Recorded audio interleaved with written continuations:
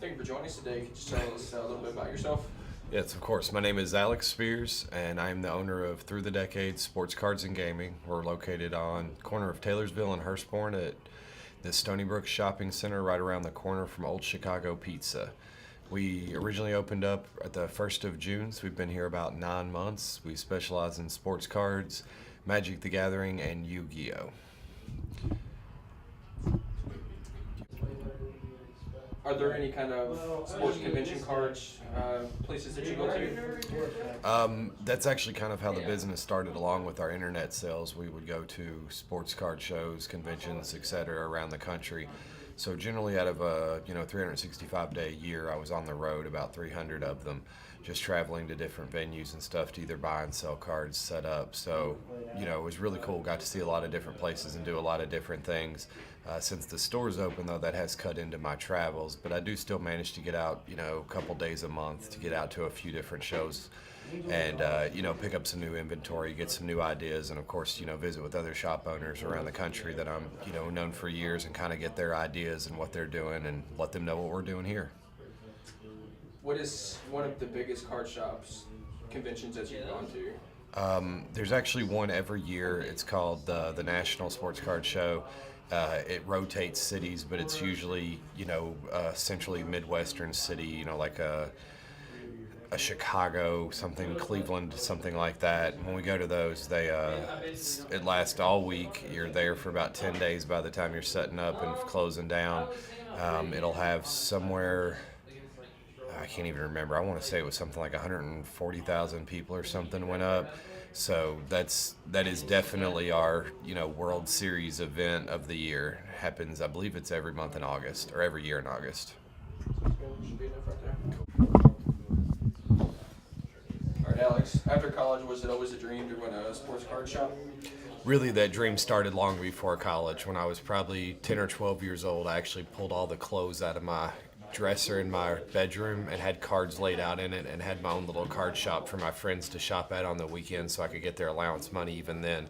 So it'd been something that I've been doing for a while. But when I went to college, I actually went twice. My first time was for elementary education, and my second was for sport management.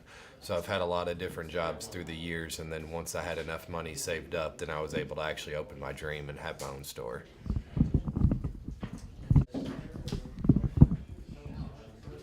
When you first opened, what did you do to get customers in to look at your product? Was there any kind of promotions or anything like that? We had a very limited budget for advertising, so we actually used a lot of guerrilla marketing. One of the most successful plans that we did is we'd go to the local retail stores that were your box stores, your Walmarts and your Targets, and we would just drop business cards in every product that we sold. So when people would go to buy it there, they would know that we at least carried it as well. And then if that got them in the door, then we could show, we don't get price beat by Walmart or Target or any other chain store. So it gave us an opportunity to get our name out there and kind of get some promotions. And the other thing we did is, had some of our Magic players and Yu-Gi-Oh players wearing our t-shirts around when they would go to other tournaments or events. And that really helped promote us and kind of get us some even national recognition.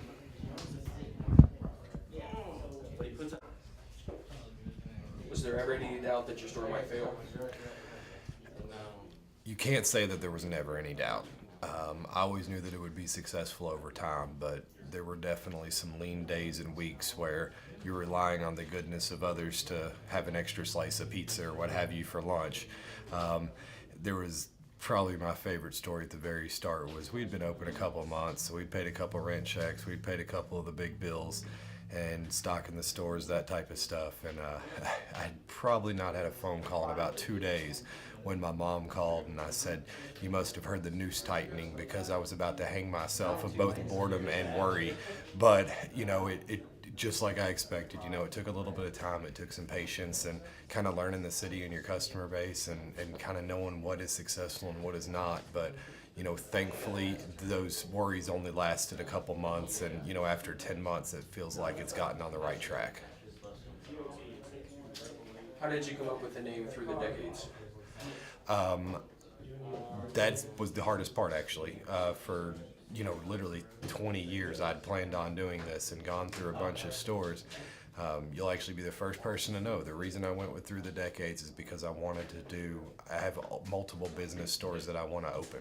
So we wanted Through the Decades, we wanted something that could be a universal name that you could attach anything to. So we could be Through the Decades sports cards, we could be Through the Decades gaming, we could be Through the Decades coins, stamps, anything. So hopefully at some point in our life, I'll be able to incorporate everything, and we'll be able to have, entire stretches where anything collectible or potentially, past or present collectible, we would still have the name that would work universally.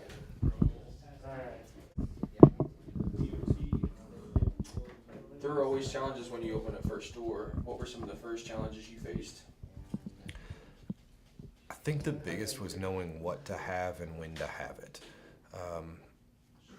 There were many conversations with distributors and suppliers going, I have no idea what to order, so just send me stuff. Here's my budget. I had no clue what was going on certain stuff. You can know a business as well as you think you do, but it's a totally different world when you have to start ordering bulk masses of stuff.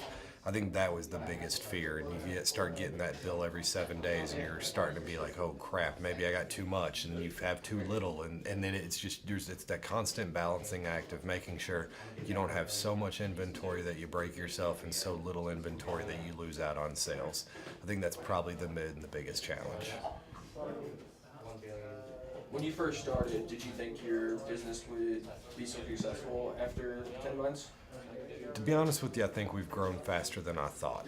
My original goal was after 12 months to be at that even threshold where you didn't necessarily make anything, but you didn't lose anything either. And we hit that mark at about 6 months. But the biggest kind of problem now is getting that room to grow bigger from where we are. And that's where we've really hit a stalemate that I didn't expect. That was something that's kind of caught me off guard. So you try to find new things, new products, new inventory, and more importantly, new people that can kind of educate you on those types of items, so that way you know what to carry and what to sell. It seems that your store is growing every day with new product coming in on a daily basis. What are some of the things you do to keep customers coming back? I think pretty much what you said. Make sure you have a new inventory, make sure you keep it well stocked, make sure you have what everybody's looking for. And I think the most important thing that we kind of built this on is really flat out stealing from Walmart, is sell more product but keep it cheaper, So I think the key is we start them off with the right price, and then we keep them with customer service. It's important to me that I know everybody by name. It's important that I remember what they look for, what they like, little things, where they work, what they have in their family. Questions about those types of things are just as important. I kind of laugh around about with my friends, but I almost feel like a bartender sometime without the alcohol. So you kind of hear a little bit about everybody's story, the good and the bad, but that's kind of what we're here. We're supposed to be, if you're here for an hour or two a day and you're hanging out, it's supposed to be that kind of relief from everything else that's going on in your life, where you can kind of sit down, relax, play some cards, talk about sports, do whatever you'd like to do. I know that you run daily tournaments and weekly tournaments. What is your strategy for getting more people into the tournaments? The tournaments are a little different. They're a little tougher, actually, because, everybody's going to play what's convenient, close proximity. Price doesn't necessarily make as much of a difference, but I think it kind of goes into the first question of just making sure that you have great inventory. So if they do want to come and play in a tournament and they're short 3 or 4 cards to their deck, we should be their one-stop shop. They should be able to find everything they're looking for in our inventory, no waiting, no hassle. Plus, we do discounts across, 20 to 25% off of anywhere else, even on the internet. So we really just don't get beat. So that allows people and kind of keeps our tournaments going well, because of the fact that, if you're going to buy your stuff here, you might as well sit and play here as well. Like you just answered, what are some other examples that you do to compete with online stores? It's kind of funny, actually. This business was built on the internet. I have no qualms in saying we started off on eBay and online sales and traveling to different convention centers every weekend, just to kind of make a living and scrape by, and I embrace the internet. I know that a lot of stores and a lot of old school people hate it because people can shop at home, or they can, get it and delivered directly to their house, and they know they have it in stock and all of those types of things. But we just said, if we just do that, it's the same as the internet, and I don't know a single person who wouldn't rather go and get out of the house for a few minutes and get away from their real life and pick up their cards and hopefully sit down and play a few games. So I guess when it comes down to it, you either have a choice. You can compete or you can embrace. And we try to embrace everything, including our competition. And that's given us the strength to know what needs to be done. I know that side of the business as well, if not better, to be quite honest with you. So it allows me to know what people are looking for, what they're willing to pay. And then, just kind of explain the simplest. You don't have to pay shipping. You get to see the condition in front of you. And we're still cheaper. So it's hard to argue with those. For the Louisville area, I know that there are more card shops in town. Has it been a struggle to compete with them? What have you done to try to compete with them as well? I think definitely you're always going to be in competition. If you would say differently, then I would be lying to you. But I think what's important is if it's always been my business strategy to not worry about what others do, only focus on what you can do. So I feel if we do provide good service, good product, a nice clean environment, then people will come back. And if everyone else is doing that, then they're going to maintain their customer and clientele as well. And if they're not, then hopefully we'll have a chance to pick them up. But as far as directly competing, it's not something, again, of course it does happen. You can't stop that from happening. But again, I'm more worried about what I can do here with my stuff than what everybody else is doing with theirs.